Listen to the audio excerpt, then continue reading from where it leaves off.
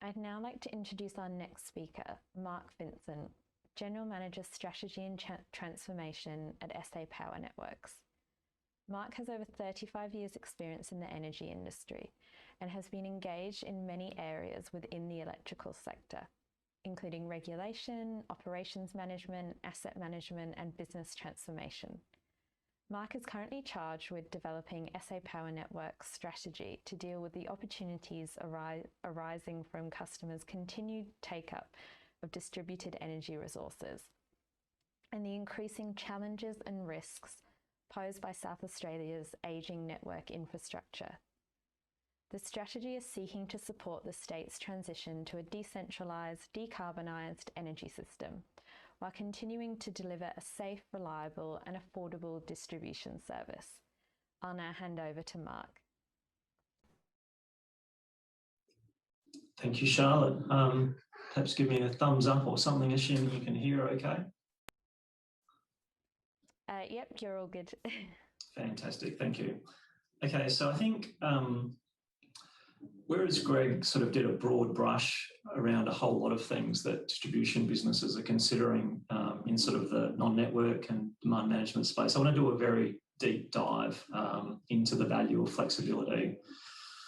I think we've been talking about demand management for many, many years. We've been talking about the need for flexibility in a world we've got a lot of variable renewables joining the network. But I think, frankly, that we haven't quite lived up to the promise to date, other than in sort of pockets here and there, perhaps with the exception of Queensland. So I think, however, we face a period where improvements in technology, Internet of Things and so forth, smart inverters, and also the vast uptake of new technologies by customers, solar, and increasingly we'll start seeing electric vehicles, provides us both an opportunity to significantly improve the flexibility of the network, but also some threats if we don't manage to deliver that flexibility. So I'm going to do a deep dive into that today in terms of some of SA Power Networks thinking on those spaces. So I will do the old screen share attempt. And I think that that's worked. Okay, so first of all, I'm just going to refresh on some context. So in South Australia, over the period of the last 10 years, our solar uptake, we've gone from 0 to about 1.5 gigawatts. 1.5 gigawatts is equivalent to the state's typical demand. So it's a huge amount of distributed resource. And current projections are within the next 10 to 15 years, that could get to triple that, could get up to perhaps 4.5 gigawatts, a vast amount of resource. And certainly at the moment, we're seeing no end in sight. So it's not as if the curve is tailing off. We're actually continuing to exceed the forecast from AEMO that is shown on that chart. So it's going to be a truly vast resource compared to the state demand. And of course, batteries are following close after, and we anticipate the battery kind of take-up curve, it's already started kicking up to follow a similar trajectory. Of course, the other side of the equation on the demand side is electric vehicles. And I know we've been talking about electric vehicles for years, but I think many of you would now, I think, consider the same as us, that we are truly on the cusp. Lots of big announcements from manufacturers, and we anticipate that by the, over the next sort of 20 years or so, we could have up to 600,000 electric vehicles. That's around about half of the fleet in South Australia, half of the light vehicle fleet. And that is a lot of energy that needs to go through the network, which is kind of an opportunity, you would say, so potentially up 15 to 20% in terms of energy consumption. But I think importantly too, a vast potential increase in demand, potentially as much as double the demand that we currently have on the network. So a lot of energy, but an awful lot of demand, which will put pressure on networks. In terms of network impacts, so both of these types of resources have significant network impacts, and apologies for kind of going back to 101, but this is a typical load profile. This would be a summer load profile for one of our residential customers. This customer's got solar, so you can see got relatively significant exports in the middle of the day, and they've probably got a large reverse cycle air conditioner or a number of them pumping up, which is increasing their demand toward the early evening. And of course, the network has a finite capacity to host both of these things. So on the one side, on the load side, we've got a finite capacity, and also on the export side, we've got a finite capacity. And sort of collectively, the terminology has been evolving to calling that the operating envelope of the network, and I'll come back to that. So as we get more and more solar on the network, we are getting closer and closer to the capacity limits in terms of export. And modelling indicates that the network can actually only host roughly 1 or 2 kilowatts per customer of export, although that varies significantly over different parts of the network. However, we currently apply a fixed export limit of 5 kilowatts. And we are creeping up to the points where in many parts of the network, because lots of customers installing 5 kilowatt systems, we're starting to see voltage issues, and reverse power flow limits are starting to become exceeded in some parts of the network. Equally, on the other side of the equation, we've got new loads, virtual power plants, electric vehicles and so forth, that are putting pressure on the load side of the equation. So we're stretching capacity in both directions, and to support that requires, perhaps self-evidently, in the absence of a more clever intervention, network investment to increase capacity. However, the most pressing challenge we actually have today, interestingly, in South Australia, is minimum demand at a statewide level. Back in October, we had the lowest demand ever in our state. So we're down to operational demand of only around 300, 400 megawatts. And in fact, for that period of time, the whole state was solar powered. So a combination of the light yellow that you see on the chart and the dark yellow, which is grid scale, solar powered the whole state. The distribution network was close enough to zero demand. In fact, most of the load was on the transmission network, and most of that network was actually negative load, and a lot of our substations in reverse flow. So that is requiring significant new capabilities, shall I say, in terms of managing that on a statewide level, as well as at the distribution level. And you would have seen perhaps some of the smarter homes reforms that our state government has put in place to help us manage that. Last point on that is kind of, you ain't seen nothing yet. So imagine that's today. Imagine if we had 4.5 gigawatts of solar in our network. Our entire state is going to be solar powered for very large periods of time. Pretty much any time it's a reasonably mild sunny day, that's going to occur.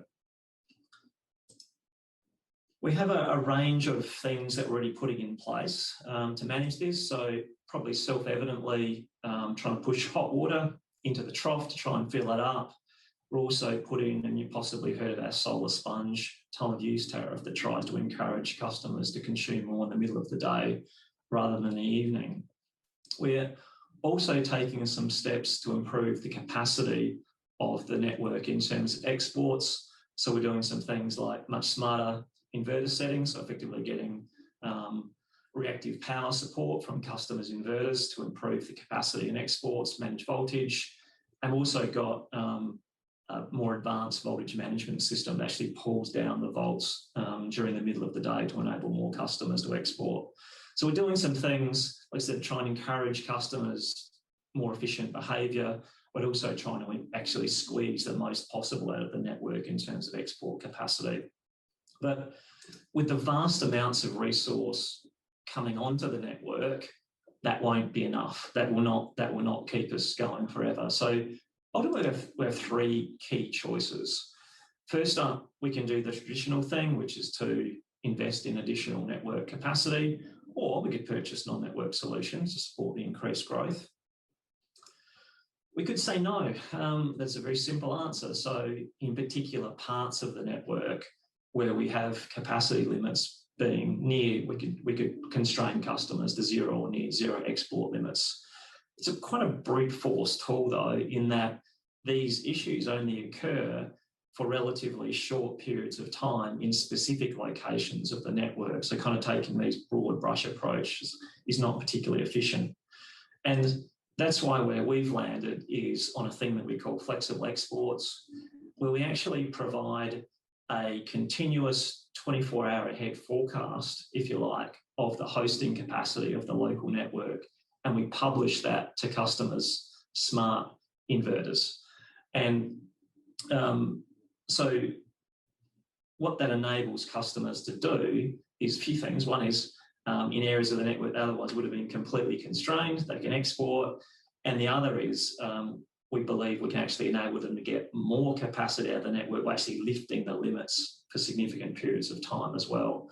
And it doesn't require a whole lot. It requires smart inverters, requires some standard interfaces, and it requires an ability for us in our back-end systems to understand the hosting capacity through systems like the ADMS that you saw a plug for in the video prior. I just want to do a little kind of deep dive to sort of try and explain actually what we mean by that. So if you look at, so this is now a mild day that you might be looking at, load profile of a customer, residential customer over 24 hours with a typical, 6 plus kilowatt solar system and perhaps a 5 kilowatt inverter. So that inverter is exporting a vast amount of energy into the network during the day and vastly more than the average hosting capacity of the network. So if we were to apply a blunt instrument approach and limit that to the hosting capacity, we would have basically a lot of that export constrained, and that would be constrained for the entire year. A flexible exports approach means that we're publishing this sort of 24-hour rolling dynamic envelope to customers. And on the same mild day, the customer still could have a reasonable amount of energy constrained, but it would be kind of peaking in the middle of the day, and we kind of give them a bit more space in the shoulders. And it would be fine-tuned to the capacity of the part of the network that they are connected to. And I think that what's sort of almost most important about this is when you get the opposite end of the spectrum, so for example, you get very hot days where the network often has a lot of capacity to host solar, we believe we can expand the limits even higher, so to a 10 kilowatt export limit, at which they might actually only have very little of their export constrained over that. So what it enables customers to do, yes, we might constrain them a little on certain days in certain parts of the network. For a lot of the time, we'll actually let them to get more energy away into the network than they might otherwise have been able to. So we are looking to offer this to customers on a trial basis from the middle of this year. So customers that would otherwise have been subject to a reduced export limit will be looking to offer this service. We'll give them up to 10 kilowatts per phase. Initially, there will be a relatively small list of compatible inverters. This is an arena back trial, just by the by. And we're anticipating for most of those customers, they'll only be pulled back relatively short periods of time.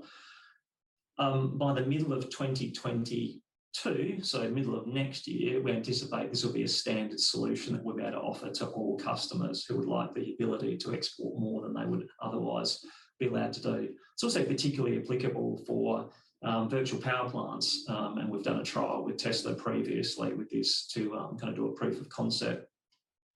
I mentioned this before, but that export limit applies at the connection point.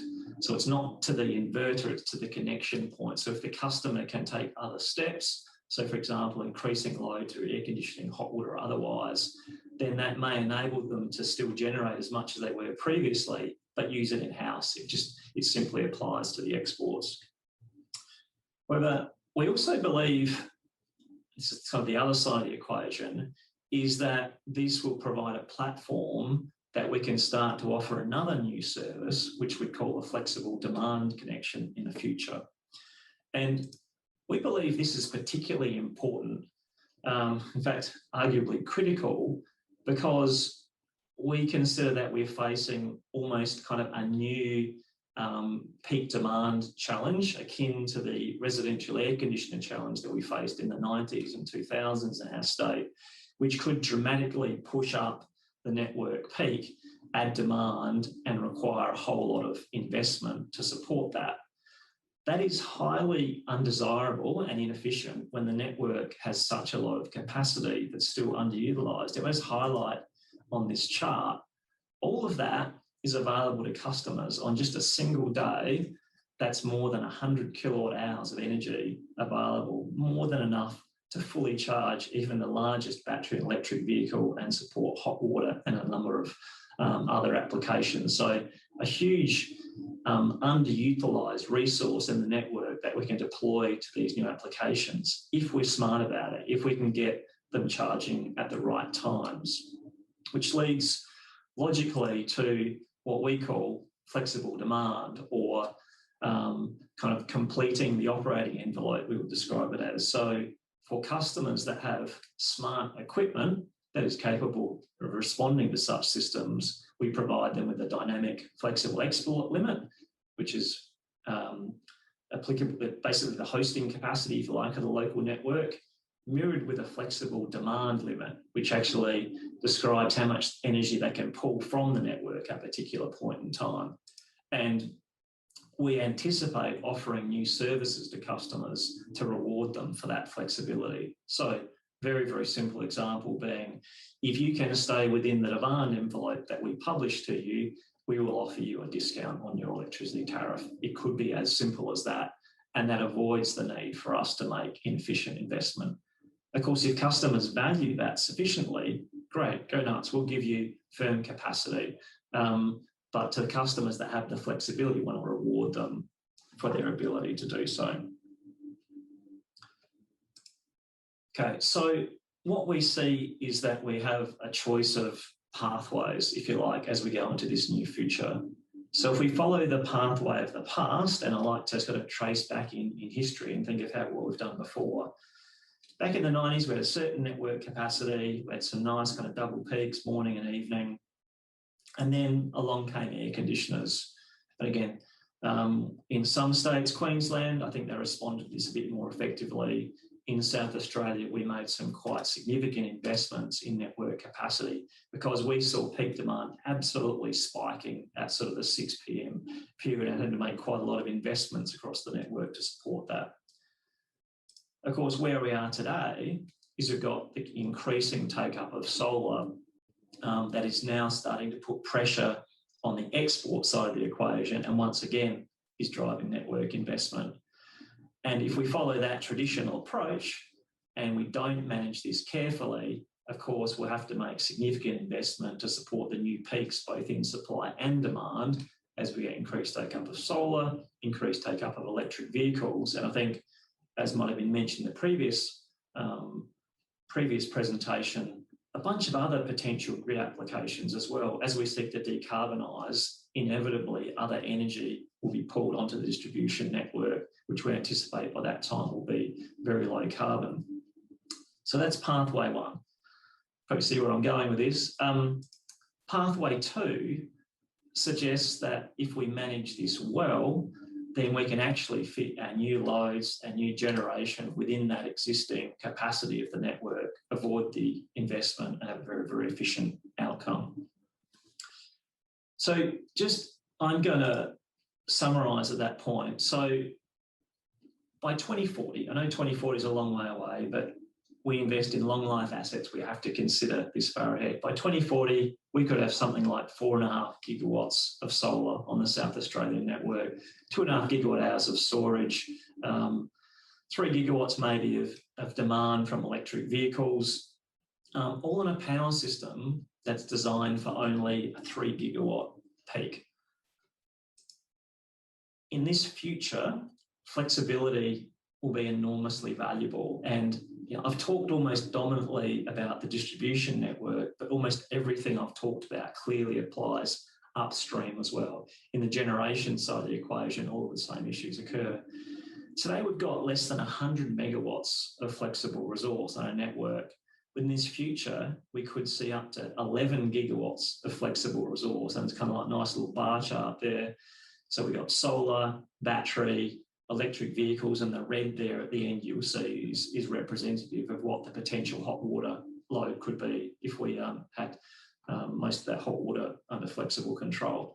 And just a reminder, that's where our state average demand and our peak demand sit. So these are vast, vast resources on a statewide scale. If we can manage this well, then we could potentially get as much as 50% more throughput through the distribution network. So, and that, just to be clear, there's more capacity than that again. However, this is just talking about the sorts of resources we anticipate in the time frame of the 2040 or so. So 50% more energy without material capacity upgrades. And I think you don't have to be a rocket scientist to appreciate that could significantly reduce network prices if you've got significantly more throughput and you haven't needed to upgrade materially to support that. How do we enable that future? It's not that hard, at least conceptually, it's not that hard. If we've got smart appliances, so smart hot water systems, smart electric vehicle charging, smart solar systems, and we've got some standards in place that we can communicate with those devices, and we've got some back-end systems in the distribution businesses that understand local hosting capacity, both positive and negative. They're the fundamental foundations. And then all we need is some level of innovation in terms of tariff design from both distribution and retail businesses in terms of how we offer those new flexible services to customers. I think that those are entirely achievable objectives and in a time frame much, much shorter than 2040. So I'm going to hold at that point and see if we have any questions.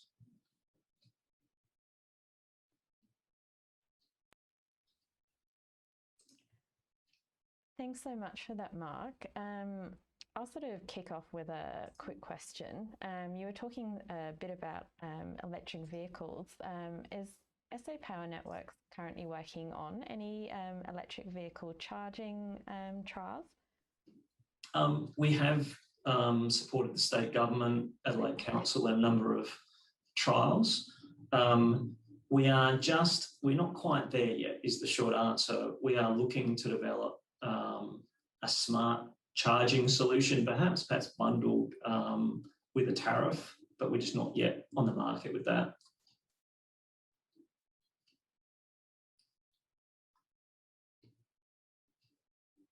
Thanks for that, Mark. We'll move on to our panel discussion now. Thank you so much for joining us, Mark. That was an awesome presentation, super fascinating insights. So yeah, thank you again for joining us. We really appreciate your time. A pleasure.